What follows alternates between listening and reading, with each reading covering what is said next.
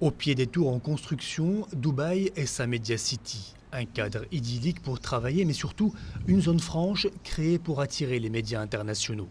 Les grandes télés se côtoient ici, CNN, BBC ou encore le groupe NBC et sa chaîne d'infos Al Arabiya.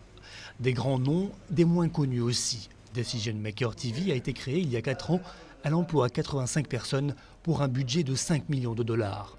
Public visé, les jeunes entrepreneurs. Aujourd'hui encore, la chef de cette chaîne s'étonne de la facilité avec laquelle elle et son père ont créé cette télé.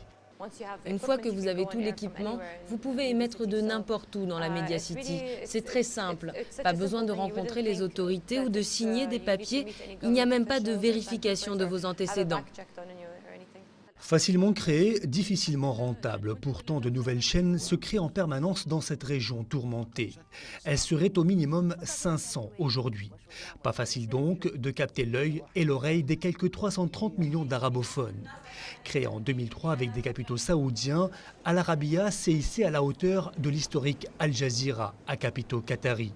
Pourtant, le pari n'était pas gagné d'avance dans une région où le marché publicitaire est très faible. Si vous prenez les 50 chaînes principales, elles se partagent 95% des téléspectateurs.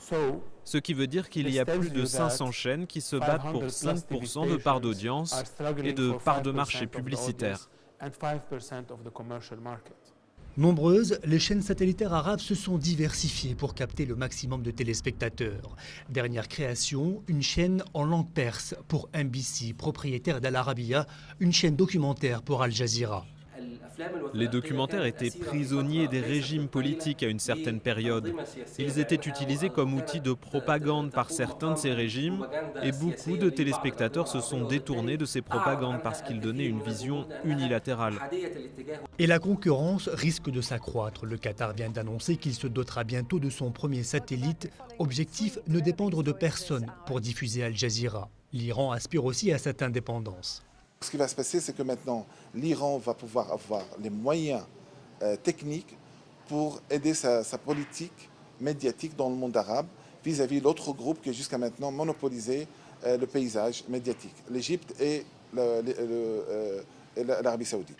En plus de l'offre locale pléthorique, le téléspectateur arabe a aussi l'offre des chaînes occidentales d'infos en arabe, sans compter celle de la Turquie, de la Russie ou encore de la Chine. Reste à choisir.